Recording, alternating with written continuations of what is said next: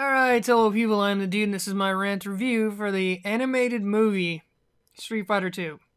I've had this one for a long time since I was a kid. This one and the Fatal Fury. There's like a 3-box set for their animated series or whatever. I've had that since way back, and I don't know, I was just going through my stuff and I found it and I was like, okay, let's watch this. It's not that bad. I remember liking it since I was a kid, but I thought I was going to hate it now because, you know, it's been a long time. But no, it really wasn't that bad. The voice acting was pretty bad. It was pretty hideous. I liked Bison. His voice actor was pretty good. And Chun-Li, hers was very enthusiastic in her whatever performance. But everyone else was pretty bad. Oh, Honda. Honda wasn't that bad either. Honda, the sumo wrestler. But everyone else was pretty horribly bad. Especially Ken and Ryu. They were terrible. And Guile was terrible. All the villains except for Bison were terrible. Yeah, voice acting was terrible. But the story was pretty good. It was all about finding Ryu. Ryu is doing his own thing, and Bison wants to kidnap him and brainwash him and turn him into, like, the ultimate soldier. But he can't find him, because Ryu's a slippery little bastard. Apparently he never goes to the same place twice, and he, like, you know, fucking serpentine patterns, you know what I mean? Like, he's eluding Bison. And the whole movie, for the most part, is about the good guys trying to find Bison and Bison trying to find Ryu. Guile and Chun-Li decide to team up early on. Guile doesn't want any of it, but then he learns that they both have something in common. Bison killed Guile's partner, I think, and he killed Chun-Li's father. I think I got that right. So they have something in common, and they become buddies, hilariously enough. And at the end, the second to last scene, they're like joking around and rough, you know, what is it called? Roughhousing at the end of the movie, and they're all happy because Bison's dead. That's another thing. There's blood, there's guts, there's cursing. There's like one scene that's kind of not really nudity, but whatever you want to call it, risque. So yeah, this isn't really a kids movie, hilariously enough. And I had it way back when I was like early teens or something like that. Reminds me kind of like the early animated movies that they had on anime movies that they had on Cartoon Network. Reminded me a lot of that, more like adult oriented. Although there is fan service here with, you know, the Hadoukens and the Shoryukens and all that stuff. It's all here. The best fights were probably actually the best fight. My favorite fight of the whole show was Chun-Li versus Vega. Surprisingly enough. It's a really cool fight where Vega shows up to assassinate Chun-Li, and he's basically throwing her around. He's got that claw, and he's like slashing her up, and she's bleeding. And then she makes the, you know, hero movie comeback where out of nowhere she's just, you know, fucking senzu bean, you know, just goes all over his ass. And the very last part of that fight, she literally kicks him through a wall.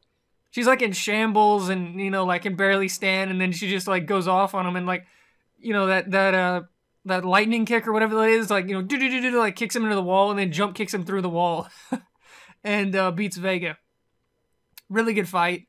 The last fight between Bison and Ryu and Ken being the good guys, double team him. But yeah, it's 2-on-1, but still it's a pretty good fight in that apparently 1-on-1 they can't beat him. Bison's a beast. And for some reason, he just stops using his magical psychic powers where he can just control people. And, like, he lifts up Ken at one point with his mind. Lifts him off the ground and throws him into a wall or whatever with his mind. And he blocks a Hadouken with his mind. And then at the end of the movie, he just stops doing that. I don't know why. It's like at the end of the movie, he becomes human for no reason. But yeah, Ken and Ryu team up and they like double Hadouken him. They like Ken does the little spin kick thing, whatever the hell it's called, and Ryu does the Shoryuken where he like uppercuts him, and then while he's landing, they like both do a Hadouken and it like spins around together and just blasts the crap out of him. But yeah, it's an inexplicable loss. It's just they're the good guys, they need to win, and they win. You know, you can't really explain it away because he should have destroyed them.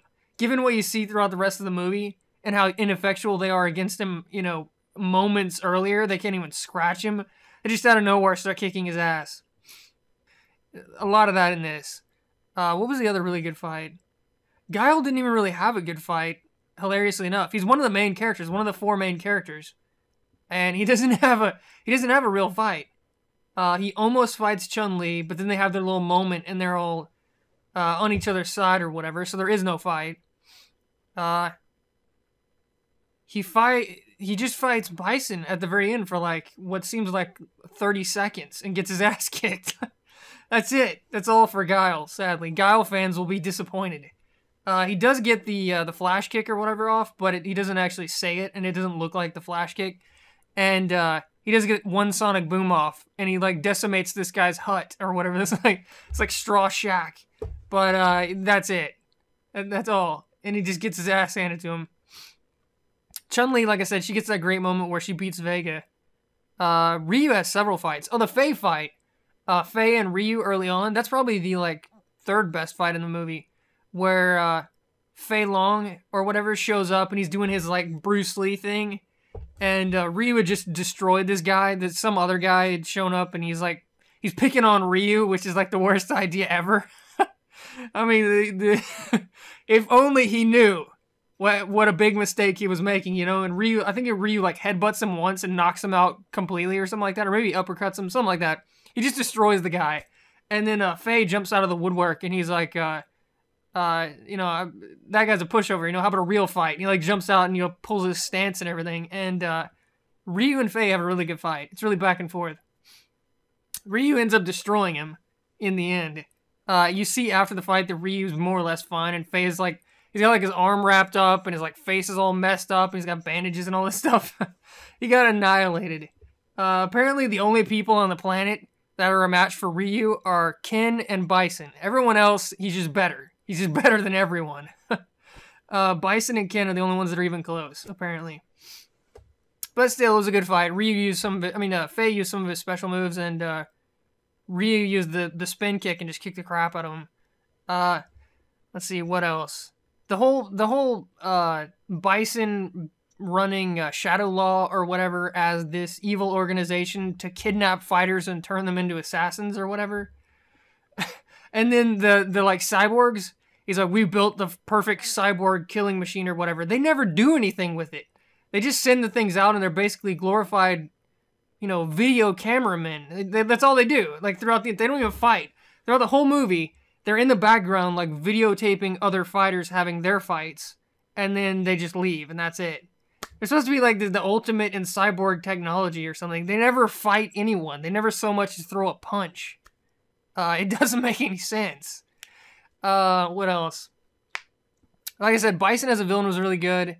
Balrog was there for like all of a nanosecond. He like cheap shots E Honda and then they like fall off a cliff and that's it. They show up at the very end of the movie, but you don't actually see anything really. E Honda gets a lot of lines, and earlier on in the movie he fights Dalzim, which was kind of cool. He's like doing a backbreaker on Dalzim, and Dalzim just like wiggles his way out like he's, you know, Stretch Armstrong or some shit. And then apparently Dalzim also has magic powers like Bison, because he's like psychically attacking E Honda from a distance, and E Honda can't even stand up. He gets distracted, and that's the only reason he doesn't completely kick the crap out of him. But yeah, apparently they both have magic powers. But then Ken and Ryu can shoot, you know, lightning balls out of their hands, so it's whatever. And then Fei Long can do like a flaming spin uppercut kick thing. I don't even know what the hell it is. So yeah, I guess it's all fair as far as the series goes. But it was fun. Voice acting aside, which like I said, it was pretty terrible. It was really fast paced. There was a lot of really cool fight scenes, a lot of action. The story wasn't completely ridiculous. I mean, at its core, it made sense. Bison wanted Ryu. The good guys, Guile and Chun-Li, wanted Bison, and they chase each other until they find each other, and that's it. And then you get the climax, and everyone kicks each other's asses. It works. For an animated series or show based on a, you know, fighting game, it works. I liked it. If anything, I wanted to see more of some of the bit characters. It's too bad that Vega only had that one fight, because Vega's a really cool villain. At his core, he's just this evil, narcissistic douchebag that really doesn't care about anybody. He's also got a really cool fighting style in the video game where he's like bouncing off walls and all that, and like the slide kick, and all that stuff. He kind of uses that here a little bit when he jumps up into the rafters when he's fighting Chun-Li, but not really, not the way it is in the game. But you know, some more of him would have been cool. Like I said, Balrog didn't get 2 seconds worth of screen time. He says nothing the first time you see him in the movie, way back at the beginning, and then you see him at the very end, and he just like throws a couple of punches and falls off a cliff. You don't really get to see him much. Really, Bison steals the show as far as the villains. Sagat! I forgot about Sagat.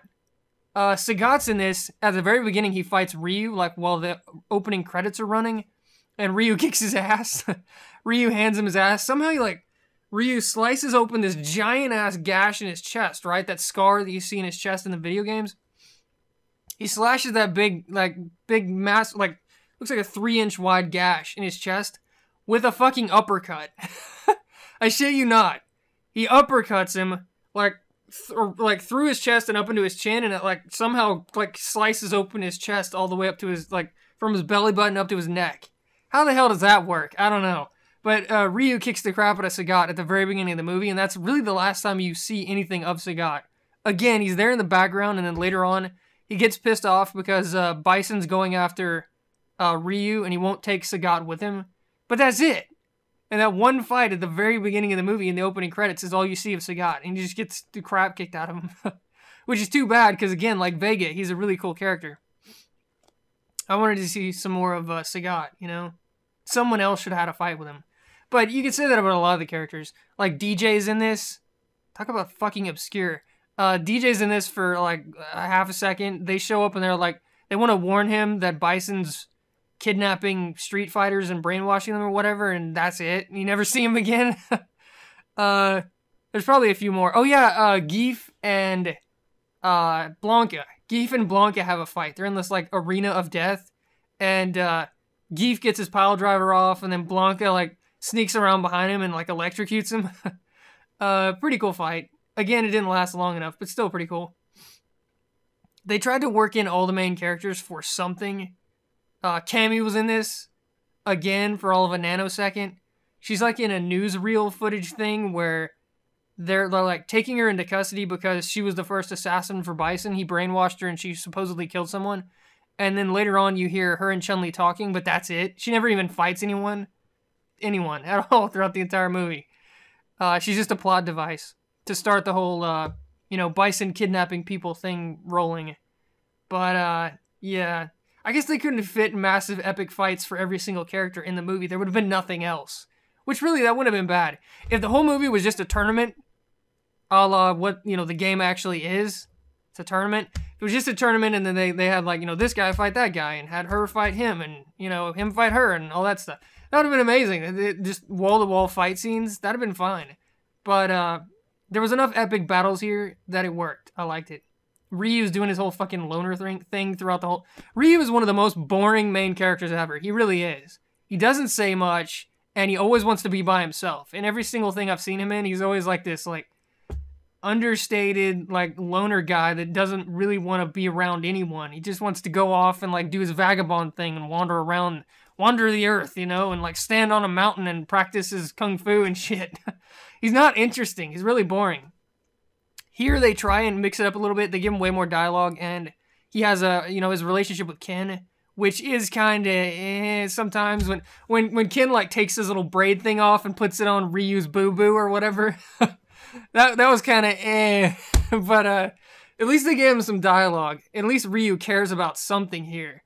He wants to save his best friend, so he has motivation at least. And when Ken's kicking his ass and Ryu refuses to fight back, he's like, we're buddies. Remember our training. He just gets, like, kicking him in the head. But yeah, it was good. It was good for what it was. I mean, I don't think there's a single part I expressly disliked, to be honest. It was fun from start to finish, a lot of big fighting, and it worked in most of the special moves, and the characters, for the most part, were like you would expect them to be. Ken's all cocky, Ryu's the loner, Guile's really by the book. Chun-Li is not like I've seen her in any other thing else. She's like this schoolgirl, like, she's like happy and peppy and all this stuff, and making jokes and smiling and all that. I thought she was supposed to be more serious. I could be wrong, I don't know. Bison is the evil douchebag, of course. E Honda he's the one making the jokes throughout the movie. He's like teasing Ryu. They become buddies kind of because they're training together at the end or something. I don't know. That kind of happens off screen. But for the most part, everyone's more or less like you'd think they would be. But yeah, good stuff. I liked it. I'm gonna go back through my the Fatal Fury series. There's like 3 Fatal Fury movies, and I've got them in this like box set with dust all over them. They're from forever and a day ago. I'm gonna go back through those because I remember liking those quite a bit. But yeah, I'm gonna go back through that one. But anyways, Street Fighter 2, the animated movie. Good stuff. I'll see you guys next time.